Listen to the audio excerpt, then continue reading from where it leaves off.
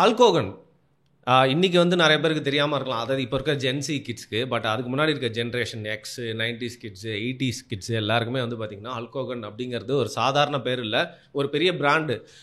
World லெவலில் ஒரு pop cultural icon அப்படின்னு சொல்லலாம். ஏன்னா WWFல WWEல வந்த ஒருத்தர் போய் பாப் கல்ச்சரல் ஐகான் சொல்கிறீங்களா? சில பேர்லாம் வந்து பார்த்திங்கன்னா ஒரு ஸ்போர்ட்ஸ்மேனாக இருப்பாங்க, பட் கல்ச்சரில் வந்து பெரிய லெவலில் வந்து கான்ட்ரிபியூட் பண்ணியிருப்பாங்க.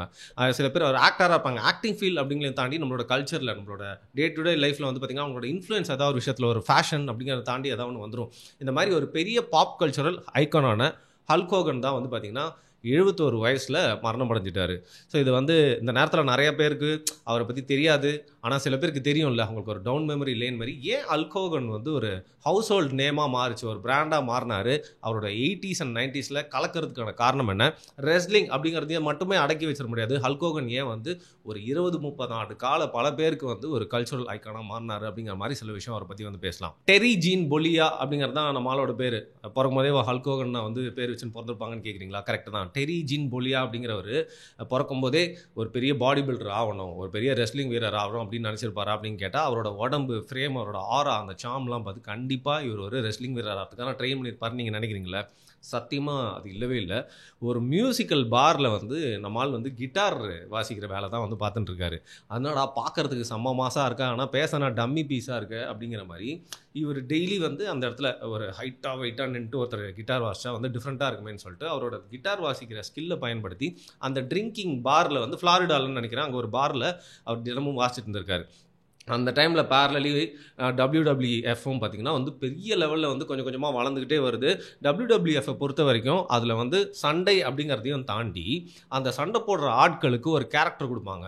அது வந்து ஒரு நேஷ்னலிசமாக இருக்கலாம், இல்லை அவங்களோட கேரக்டராக இருக்கலாம், ஒரு ஃபிக்ஷனல் கேரக்டரோட ஒரு புனைவும் சேர்த்து வைக்கிற மாதிரி இருக்கலாம், இல்லை அவங்களுக்குனே வந்து ஒரு விதமான ட்ரெஸ்ஸு கொடுத்து அவங்களுக்கு ஒரு பேர் வச்சுருவாங்க. இப்போ எப்படி சூப்பர்மேன், பேட்மேன் மாதிரி ஒரு பெரிய கேரக்டரே உருவாக்கி அந்த 2 கேரக்டர்ஸ்குள்ளேயும் ஃபைட் பண்ணுறதை நம்ம ஈஸியாக வந்து ஒரு டீமாக எடுத்துக்கலாம். நான் இவன் டீம் இல்லை அவன் டீம் எடுத்துக்கிற மாதிரி ஒரு சூப்பரான ஒரு கேரக்டர் வளர்த்து விடுவாங்க. இந்த மாதிரி நிறைய விஷயங்கள் சொல்லிட்டே போகலாம். யோகோசனாவாக இருக்கலாம், அண்டர்டேக்கரு, அதுக்கப்புறம் லெக்ஸ் லூத்தர், அந்த காலத்தில் வந்து டீசலு, ஆண்ட்ரே த ஜெயண்ட்டு, அல்டிமேட் வாரியர், இது மாதிரி எல்லாருக்குமே ஒரு கேரக்டர் இருந்துகிட்டே இருக்கும். IRSன்னு ஒருத்தர் இருப்பார். அவர் பார்க்க வந்து பார்த்திங்கன்னா கார்பரேட்டில் வேலைக்கு போகிறவர், ஆனால் வந்து சண்டை போடுவார். ஒலிம்பிக் வீரரான கர்ட் ஆங்கிள் அப்படிங்கிற மாதிரி எல்லாருக்கும் ஒரு கேரக்டர்.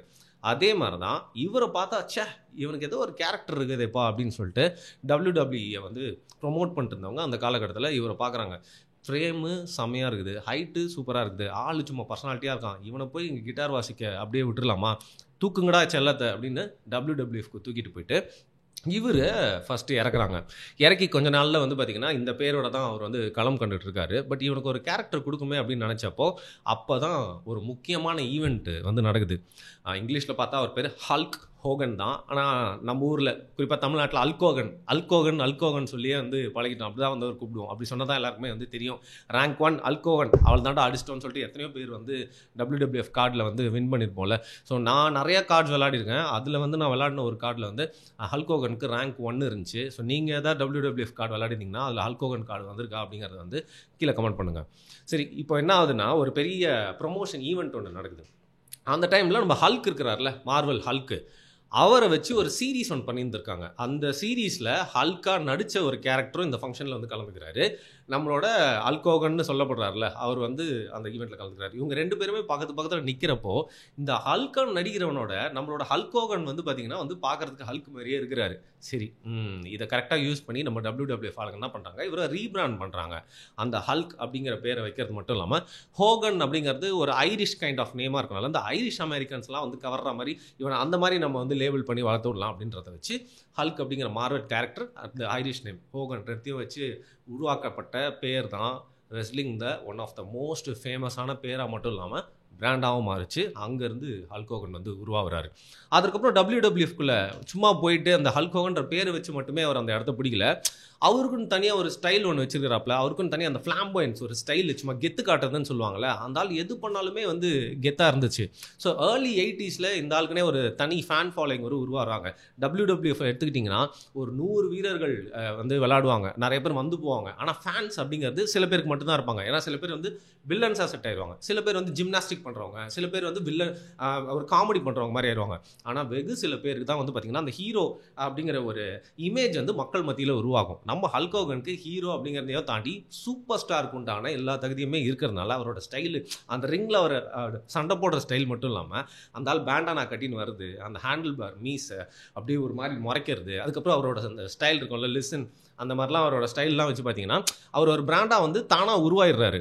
80ஸோட ஆரம்ப கட்டத்தில் ஒரு சாதாரண WWF ஹீரோவராக இருக்கிறவர் மிட் 80ஸில் அமெரிக்கா மட்டும் இல்லாமல் உலகம் முழுக்க WWFன்னு சொன்னாலே ஹல்க் ஹோகன் தான், ஹல்க் ஹோகன் சொன்னாலே WWF தான் ஒரு பெரிய பிராண்டாக மாறுறாரு. குறிப்பாக இவரோட இன்னொரு ட்ரேட்மார்க் சொல்ல மறந்துட்டேன். இவரோட அப்படியே டாப் ட்ரெஸ்ஸை வந்து கிழிச்சிட்டு அப்படியே 2 துண்டாக போடுவாப்புல, அப்படியே ஒரு அமெரிக்கன் ஃப்ளாக் வேறு தெரியும். ஸோ இது வந்து எப்போவுமே இவரோட ட்ரேட்மார்க்காக வந்து பண்ணுவார். இப்போ எப்படி வந்து ஹிட்மேன் பிரெட் ஹார்ட் வந்து எல்லா சின்ன பசங்களுக்குலாம் தன்னோட கண்ணாடியை தூக்கி போட்டு கொடுப்பாரோ, அது மாதிரி இவர் வந்தார்னா கண்டிப்பாக ஒரு டிஷர்ட்டை கீச்சிப்பார். குறிப்பாக ஒரு கேரக்டர் இல்லை டேலண்ட் வந்து ஐடென்டிஃபை பண்ணுறதுன்னு ஒரு ஆள் இருக்கணும் நம்ம லைஃப்பில். நம்மளோட டேலண்ட்டை வந்து பார்த்திங்கன்னா நமக்குள்ளே வச்சுட்டு இருப்போம், ஒரு உத்வேகம் இருக்கும், ஒரு கான்ஃபிடன்ஸ் இருக்கும், அதை வெளில த்ரோ பண்ணி ஒரு பெரிய ஆளாக நம்ம வளரணும் அப்படிங்கிற ஃபுல் கான்ஃபிடன்ஸ் இருந்தாலும் நம்ம மேலே எவனா ஒரு கான்ஃபிடன்ஸ் வைக்கணும்ல. அப்பேற்பட்ட ஒரு கேரக்டராக இவரோட லைஃப்பில் வந்தவர் தான் பார்த்திங்கன்னா நம்ம வின்ஸ் மெக்மேன் மாமா. அப்போத்துலேருந்தே வந்து WWFல ஒரு பெரிய பங்காட்டிட்டு இருக்க வின்ஸ் மெக்மேன் இவர் மேலே வந்து ஒரு நம்பிக்கையை போட்டு இவர் ஒரு பிராண்டாக வளர்க்கணுன்றதுக்காக நிறைய விஷயங்கள் பண்ணதுனால தான் ஹல்க் ஹோகனுக்கு ஒரு பெரிய வாய்ப்பு கிடைச்சிச்சு அப்படின்னு வந்து சொல்லலாம். ஸோ என்ன தான் நீங்கள் WWFல ஒரு பெரிய ஆளாக இருந்தாலும் இவரோட அல்டிமேட்டாக இவர் எல்லாருமே ஒரு சூப்பர் ஸ்டாராக எடுத்துக்கிட்டது எப்போன்னு பார்த்தீங்கன்னா 1984 அயன் ஷேக் அப்படிங்கிற ஒரு ரெஸ்லர். அவர் வந்து பார்த்தீங்கன்னா அந்த டைமில் வந்து கலக்கின்னு இருக்காரு. அவரை வந்து ஒரு ஃபைனல்ஸில் போட்டு அடித்து சும்மா சாம்பியன்ஷிப் வந்து வின் பண்ணுறாரு. அங்கேருந்து வந்து பார்த்தீங்கன்னா நீங்கள் ரெசில் மேனியா தானே கேள்விப்பட்டிருப்பீங்க. ஆனால் ஹல்க் மேனியா அப்படிங்கிற எரா அன்னையிலேருந்து தொடங்குது. அங்கே ஆரம்பிக்கிற ஹல்க் ஹோகனோட WWF கேரியரு வேறு லெவலில் சும்மா பிரம்மாண்டமாக வளருது. நான் ஏற்கனவே சொன்ன மாதிரி ராண்டி சாவேஜ், ஆண்ட்ரே த ஜெயண்ட், அப்புறம் தி அல்டிமேட் வாரியர், இந்த மாதிரி வந்து பல லெஜண்ட்ஸ்க்கு அப்புறம் WWFக்கு ஒரு பெரிய ஐக்கன் ஹீரோ தேவைப்பட்டதில்ல. அந்த ஹீரோ தான் வந்து பார்த்திங்கன்னா ஹல்க் ஹோகன். அமெரிக்காஸ் சூப்பர் ஹீரோன்னு சொல்லுவாங்க, அமெரிக்காஸ் ஹீரோ அப்படின்னு சொல்கிறாங்க, ட்ரீம் ஹீரோ அப்படின்னு சொல்கிறாங்க. ஃபார் எக்ஸாம்பிள் சூப்பர்மேன் அப்படிங்கிறவர் அவர் அமெரிக்காவோட ஹீரோ இல்லை. அது மாதிரி ஒவ்வொரு காலகட்டத்திலையும் அமெரிக்கான்னு சொன்னால் அவங்களுக்கு ஒரு பெரிய சூப்பர் ஹீரோ, ஒரு பெரிய ஹீரோ கேரக்டர் இருக்கும். அப்படி 80ஸோட மிடில் ஹோல் அமெரிக்காவும் யுனானிமஸாக வந்து தங்களோட ஒரு ஐக்கனாக வந்து பார்த்திங்கன்னா ஹல்க் ஹோகனை தான் வந்து ஏற்றுக்கிட்டாங்க, கொண்டாடினாங்க. அது மட்டும் இல்லாமல் உலகம் முழுக்க அவரோட பேரை எக்ஸ்போர்ட் பண்ணாங்க. Everything that has a beginning has an எண்டுன்னு சொல்கிற மாதிரி சூப்பராக போயிட்டு இருந்த இவரோட கேரக்டர், அதாவது இவரோட கேரியர். WWFல இவர் இல்லைனா வந்து ரொம்ப போர் அடிக்குது, டிக்கெட்லாம் வந்து வாங்கி பார்க்க மாட்டாங்க, டிவியில் ஒளிபரப்பானாலும் இன்ட்ரெஸ்டிங்காக இல்லை, ஏன்னா மற்ற ரெஸ்லர்ஸ் கிட்டலாம் இவர் அளவுக்கு ஒரு கேரக்டர் இல்லை அப்படிங்கிற மாதிரி வந்து ஒரு பீக்கில் போயிட்டுருக்காரு. பட் எல்லாருக்குமே வந்து ஏற்றம்னு ஒன்று இருந்தால் இறக்கணும்னு இருக்கா மாதிரி 90களின் ஆரம்ப காலகட்டத்தில் 2 விஷயம் நடக்குது. ஒன்று, WWF பற்றி ஒரு சூப்பரான ஒரு டாக்குமெண்ட்ரி நெட்ஃப்ளிக்ஸ்னு நினைக்கிறேன். அதில் வந்து பார்த்திங்கன்னா வந்து எல்லாரை பற்றியும் பேசிக்காக WWF ஆஸ் அ பிஸ்னஸ் அதை வளர்த்து எடுத்தவங்க நிறையா ரெஸ்லர்ஸ், இதுக்கு பின்னாடி நடந்த விஷயங்கள் நமக்கு தெரியாதது, உலகம் முழுக்க எப்படி வந்து அது பரப்பப்பட்டுச்சு அப்படிங்கிற மாதிரி நிறைய விஷயங்கள் வந்து காமிச்சிருப்பாங்க. அந்த டாக்குமெண்ட்ரியில் வந்து நிறைய விஷயங்கள் சொல்லியிருப்பாங்க. அதில் குறிப்பாக ஹல்க் ஹோகனுக்கும் இவரை வந்து ஐடென்டிஃபை பண்ணி தேர்ந்தெடுத்த வின்ஸ் மெக்மேனுக்கும் வந்து ஒரு பெரிய ஈகோ கிளாஷ் நடக்குது. அது ஈகோ கிளாஷன் மட்டும் இல்லாமல் யாருக்கு அதிகமான லாபம் வரணும் அப்படிங்கிறதுல ஒரு பெரிய தகராறு 2 பேருக்குள்ளேயும் நடக்குது. குறிப்பாக இல்லை வின்ஸ் மெக்மேன் வந்து எல்லாத்தையும் எனக்கு தான்ப்பா அமைக்கிப்பேன் அப்படிங்கிற மாதிரி ரொம்ப பேராசையில் இருந்ததுனால, டேய் நானே பெரிய பிராண்டு, நான் வெளில போய் பார்த்துக்கிறேன்டா, உனக்கு என்ன WWF தானே, நான் WCWல போயிட்டு வந்து மாஸ்க் போடுறேன் அப்படின்னு சொல்லிட்டு ஹல்க் ஹோகன் இந்த 2 பேருக்குள்ள வின்ஸ் மெக்மேனுக்கும் அவருக்கும் ஏற்பட்ட தகராறுனால வெளில போய் WCWல போறாரு. பட் அது மட்டும் ஒரு காரணம்னு சொல்லிட முடியாது. 90ஸ்ல எல்லாருக்குமே ஒரு கேரக்டர் பார்த்து 80ஸ்ல வந்து சலிச்சு போய் 90ஸோட அந்த மிட் டைமில் ஹல்க் ஹோகன் அப்படிங்கிற பேண்டும் ஃபேன்ஸ் மத்தியில் கொஞ்சம் கொஞ்சமாக வந்து ஒரு போர் அடிக்க ஆரம்பிச்சு, எங்களுக்கு வேற ஏதாவது புது கேரக்டர் கொண்டு வராங்க, ஒரு புது ஃபீலிங் வேணும், நாங்கள் ஹல்க் ஹோகனை பார்த்து போர் அடிக்குதுன்னு சில ஃபேன்ஸும் ஃபீல் பண்ணிட்டாங்க. இந்த நேரத்தில் தான் அவர் WCWக்கு போறாரு. என்னதான் WCWக்கு போனாலும் ஓரளவுக்கு அவர் ஃபேமஸாக இருந்தாலும் அந்த இடத்துல போயிட்டு பார்த்தீங்கன்னா NWO அப்படிங்கிற இராவை வந்து தொடங்குறாரு. அதாவது நியூ வேர்ல்டு ஆர்டர் அப்படிங்கிற இராவை தொடங்கி ஓரளவுக்கு சக்ஸஸ்ஃபுல்லாக இருந்தாலும் இந்த வெர்ஷன் ஆஃப் ஹல்க் ஹோகன் வந்து இந்த அமெரிக்கன் சூப்பர் ஹீரோ இருக்கார்ல, அதுக்கு வந்து ரொம்ப கான்ட்ராஸ்டான ஒரு கேரக்டராக இருந்தார். ஒரு டார்க்கர் வெர்ஷன் ஆஃப் ஹல்க் ஹோகனை பார்க்க முடிஞ்சுது. இங்கேருந்து அவருக்கு வந்து நிறைய கெட்ட நேரம் ஆரம்பித்து சில விஷயங்கள்லாம் நடந்தது. அவரோட லீக்டு டேப்ஸ்லாம் வந்து வெளியாகுது, நிறைய கேஸில் வந்து மாற்றாப்பில், ட்ரக் அப்யூஸ், இவர் மேலே வந்து பார்த்திங்கன்னா வந்து செக்ஸ் அப்யூஸ் ஸ்கேண்டல்லாம் வந்து வருது. அப்புறம் ஃபினான்ஷியலி நிறையா பிரச்சனைகள் வந்து மாற்றாப்புல. குறிப்பாக காப்பிரைட் இஷ்யூவில் இவருக்கும் WWFக்கும் வந்து ஒரு பெரிய கசப்பான அனுபவங்கள்லாம் ஏற்படுது. ஸோ எந்த அளவுக்கு வந்து நல்ல விஷயங்களுக்காக 80s ஃபேமஸாக இருந்தாரோ அதேமாதிரி 90s மிட்டில் எல்லா கெட்ட விஷயங்களுக்கும் ஹல்க் ஹோகன் வந்து ஒரு அடையாளமாக மாறிட்டார். ஸோ ஒரு பாயிண்ட் ஆஃப் டைமில் மைக் டைசன் வந்து ரொம்ப ஒரு குறும்புக்கார, ஏதாவது பிரச்சனை பண்ணிட்டே இருப்பான். இன்றைக்கி வந்து ஒரு பெரிய லெஜெண்ட் அவர். ஆனால் பிரச்சனைக்கு பேர் போனால் மைக் டைசன் சொல்கிற மாதிரி 90s அந்த காலகட்டத்தில் வந்து ஹல்க் ஹோகன்னாலே ப்ராப்ளம்னாலே ஹல்க் ஹோகன் ஒரு தலை வலிப்பா அராத்துப்பா அப்படின்னு சொல்கிற அளவுக்கு இவரோட ஃபேமஸ் கொஞ்சம் இன்ஃபேமஸாக மாறிடுச்சு அப்படின்னு சொல்லலாம். இதில் ஒரு உச்சத்துக்கு போயிட்டு அந்த ஹால் ஆஃப் ஃபேம்னு ஒன்று இருக்கும்ல, அந்த லெஜெண்ட்ஸ் எல்லாருமே இன்க்ளூட் பண்ணி அந்த லிஸ்ட்டில் வந்து போட்டிருப்பாங்க. அது ஹாலிவுட் ஹால் ஆஃப் ஃபேம் அப்படிங்கிற மாதிரி அந்த ஸ்போர்ட்ஸை கூட ஹால் ஆஃப் ஃபேம் இருக்கும். அதில் இந்த WWEன்னு இப்போ மாறிடுச்சு. அந்த நம்ம இந்த காலகட்டத்தில் WWFலேருந்து அதில் ஹால் ஆஃப் ஃபேம்லேருந்து டெம்பரவரியாக வந்து one of the greatest legends, top 10 wrestlers and WWE ஹிஸ்ட்ரின்னு சொன்னால் இவரோட பேர் வந்து கண்டிப்பாக டாப் 5க்குள்ளே தான் இருக்கும். அப்பேற்பட்ட ஒரு கேரக்டரே இவருக்கும் WWE மேனேஜ்மெண்ட்டுக்கு ஏற்பட்ட பிரச்சனைனால டெம்பரவரியாக அந்த லிஸ்ட்டில் வந்து தூக்குறாங்க. அப்போனா பார்த்துக்கோங்க இவரை எந்த அளவுக்கு வந்து செம்ம காண்டில் பார்த்துருக்காங்க WWEலன்னு. அது மட்டும் இல்லாமல் இவரோட பேர் வந்து ரொம்ப அந்தளவுக்கு டேமேஜ் ஆயிடுச்சு. பட் அப்படியே வந்து வாழ்க்கை தோல்வியோடு முடிக்கல ஹல்க் ஹோகன். அவர் வந்து பார்த்திங்கன்னா வந்து சைட் பை சைட் நிறைய விஷயங்கள் பண்ணிட்டே இருந்தாலும் திருப்பியும் WWEக்கு வந்து ஒரு பெரிய கம்பேக் வந்து கொடுக்குறாப்புல. ஆனால் ஃபஸ்ட் இருந்த ஹல்க் ஹோகனுக்கு இருக்கிற இம்பார்ட்டன்ஸ் இல்லை அப்படின்னாலும் அவர் உள்ளே வந்தப்போ ஃபேன்ஸ் அது வரைக்கும் அவர் மேலே எவ்வளோ மரியாதை வச்சுருந்தாங்களோ அதே மரியாதை அண்ட் லவ்வோடு அவர் வந்து வரவேற்கிறாங்க. குறிப்பாக அவர் வந்து ரொம்ப அந்த கேமியோ ரோல்ஸ்ன்னு சொல்கிற மாதிரி அடிக்கடி எப்பயாவது ஒரு வாட்டி வந்து தலையை காட்டிட்டு போனாலே வந்து ஹல்க் ஹோகன் வந்து அடிக்கடி வரனாலும் பரவாயில்ல, அவருக்கு வயசு ஆயிடுச்சுனா கூட பரவாயில்ல, ஏன் அவர் நிறைய மேட்ச் விளையாடி பழைய மாதிரி ஜெயிக்கலனா கூட பரவாயில்ல, அவர் வந்து அவரோட அப்பியரன்ஸை வந்து காட்டிட்டு போனால் போதும், எங்களோட பழைய நினைவுகள்லாம் வந்து போகுது அப்படின்னு சொல்லிட்டு அவர் குழந்தைங்களா பார்த்தவங்க எல்லாருமே ஹல்க் ஹோகனை ரொம்ப ரெஸ்பெக்ட்ஃபுல்லாக திருப்பியும் WWEல வந்து ஏற்றுக்கிட்டாங்க. ஸோ ஹல்க் ஹோகன் வந்து ஏன் பெரிய ஸ்டாராக இருந்தார்னா அந்த WWF வந்து வேர்ல்டு ஃபுல்லாக ஸ்ப்ரெட் ஆகிறப்போ ஒரு தனி கேரக்டராக மட்டும் இல்லாமல் சைட் பை சைடு நிறைய விஷயங்கள் பண்ணுறாரு. அவர் நிறைய கார்ட்டூன்ஸ்க்கு வந்து வாய்ஸ் கொடுத்துருக்காரு, நிறைய ஆட்ஸ்லாம் கூட நடிச்சு கொடுத்துருக்காரு, நிறைய ஹாலிவுட் படங்கள் நடிச்சிருக்காரு. அதில் குறிப்பாக வந்து நிறைய பேருக்கு தெரிஞ்ச எனக்கு ரொம்ப பிடிச்ச படமான நீங்கள் கூட வந்து பார்த்துக்கலாம், நம்ம சில்வஸ்டர் ஸ்டாலினோட ராக்கி பால்போவா சீரீஸில் 3rd பார்ட்டு. ஸோ ராக்கி பால்போவாவில் வந்து ஃபஸ்ட் பார்ட்டில் கஷ்டப்பட்டு தோற்றுருவார், நல்லா விளையாடி. செகண்ட் பார்ட்டில் கடைசியில் வந்து வேர்ல்டு சாம்பியனாக மாறிடுவார். அப்படி இருக்கப்போ ராக்கி பால்போவா தன்னோட க்ளோரியஸ் டேஸை வந்து ஒரு எக்ஸிபிஷன் மேட்சோட ராக்கி 3ல் வந்து ஸ்டார்ட் பண்ணுவார். அதில் அந்த எக்ஸிபிஷன் மேட்ச்சில் வந்து பார்த்தீங்கன்னா வந்து ஒரு பெரிய ஜெயண்ட்டாக நம்ம ராக்கி பால்போவா சில்வஸ்டர் ஸ்டாலினை எதிர்கொள்றதுக்காக தண்டர் லிப்ஸ் அப்படிங்கிற கேரக்டர் வந்து இதே மாதிரி தான் ஒரு ரெஸ்லருக்கும் ஒரு பாக்ஸருக்கும் சண்டை நடந்தால் எப்படி இருக்கிற மாதிரி ஒரு எக்ஸிபிஷன் மேட்ச் வந்து பண்ணியிருப்பாங்க. அதில் வந்து ராக்கியோட கோச் வந்து மிக்கி வந்து அவனை விட்டு தெளிவான்னு சொல்லிட்டே இருப்பாருன்னு ஹல்க் ஹோகன் வந்து பார்த்தீங்கன்னா ராக்கி சும்மா லெஃப்ட் ஹேண்டில் ஹேண்ட் பண்ணுற மாதிரி நல்லா தூக்கிலாம் போட்டுருவார்.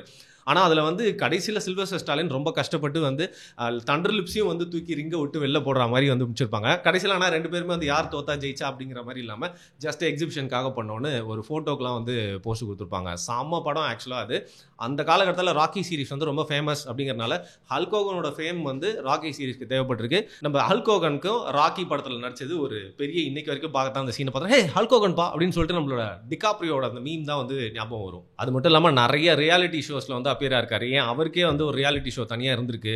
குறிப்பாக வந்து இப்போது அமெரிக்க ஜனாதிபதியாக இருக்கும் டொனால்ட் ட்ரம்ப்புக்கும் இவருக்கும் வந்து அந்த காலகட்டத்திலேருந்து இன்னைக்கு வரைக்கும் இப்போ ரீசெண்டாக டொனால்ட் ட்ரம்ப் ஜெயிச்சப்போ கூட வந்து பார்த்தீங்கன்னா ஹல்க் ஹோகன் வந்து கூட இருந்தார். அவருக்காக இன்டெரக்டாக வந்து கேம்பெயின் பண்ணியிருக்காரு. எப்பவுமே ஒரு ட்ரம்ப் சப்போர்ட்டராக இருந்ததுனால ட்ரம்ப்புக்கு ஹல்க் ஹோகன்னா ரொம்ப பிடிக்கும், ஹல்க் ஹோகன் ட்ரம்ப்னா ரொம்ப பிடிக்கும். அந்த அளவுக்கு 2 பேருமே வந்து பார்த்தீங்கன்னா இணைப்பிரியா வந்து தோழர்களாக கடைசி காலம் வரைக்கும் இருந்தாங்க. அதை தாண்டி ஹல்க் ஹோகன் வந்து எத்தனை பேருக்கு ஒரு பெரிய ஐகான் பயணியர் அப்படின்னு பார்த்தீங்கன்னா 2 பேர் WWFல வந்து ஓரளவுக்கு ஹாலிவுட்ல சக்ஸஸ்ஃபுல்லாக இருந்தாங்க. அவங்களுக்கெல்லாம் ஒரு முன்னோடி அப்படின்னு சொல்றது ஹல்க் ஹோகன் தான். அங்கே மட்டும் இல்லாமல் வெளியில் வந்து இப்போ ஸ்டோன் கோல்ட் ஸ்டீவ் ஆஸ்டன் வந்து ஒரு லெஜெண்டரி ரெஸ்லர், அண்டர்டேக்கரும் வந்து ரெஸ்லிங்லன்னு எடுத்துக்கிட்டிங்கன்னா ஒரு மாஸ் WWEல. ஆனால் இவங்க 2 பேரால் வெளில போய் பெருசாக எதுவும் என்டர்பிரைசிங் பண்ண முடியல. ஆனால் வெளியில் போயும் நிறைய ஃபீல்டில் எக்ஸ்ப்ளோர் பண்ணலாம், அதில் சக்ஸஸ்ஃபுல்லாகவும் இருக்கலாம், அதில் ஒரு பெரிய இமேஜ் பில்ட் பண்ணி காசும் சம்பாதிக்கலாம் அப்படின்னு பின்னாளில் வந்த the Rock Dwayne Johnson and John சீனாக்கெலாம் ஒரு முன்னோடியாக இருந்தது தான் வந்து பார்த்தீங்கன்னா ஹல்க் ஹோகன். ஸோ இந்த கைண்ட் ஆஃப் ப்ரீடோட முதல் தலைமுறை தான் வந்து ஹல்க் ஹோகன் அப்படின்னு சொல்லலாம். ஆல் செட் அண்ட் டன் அவருக்கு வந்து இன்னைக்கு பெருமை செலுத்தும் விதமாக வந்து நம்ம தமிழில் வந்து WWFக்கு 80s 90s and early 2000s வரைக்கும் பார்த்தீங்கன்னா வந்து வெறித்தனமான ஃபேன்ஸ் இருந்தாங்க. ஸோ ஹல்க் ஹோகனை பற்றி வந்து நம்ம ஒரு எபிசோட் பேசாமல் போனால் நல்லா இருக்காது அப்படின்னு சொல்லிட்டு பல பேரோட மெமரியை கிண்டில் பண்ணலாம் அப்படிங்கிறதுக்காக தான் இந்த வீடியோ பண்ணேன். அது மட்டும் இல்லாமல் நம்ம லைஃப்பில் வந்து நிறைய பேர் நிறைய விஷயங்கள் மூலிமா வந்து நம்மளை சந்தோஷப்படுத்தியிருப்பாங்க, நிறைய மெமரிஸ் கொடுத்துருப்பாங்க. ஏன் அவங்கள நம்ம திரையில் பார்த்து ரொம்ப பிடிச்சி அவங்களோட சைடு எடுத்து அவங்களுக்காக நம்ம நிறைய வாய்ஸ் வாய்ப்பேச்சு சண்டைலாம் வந்து போட்டிருக்கோம்.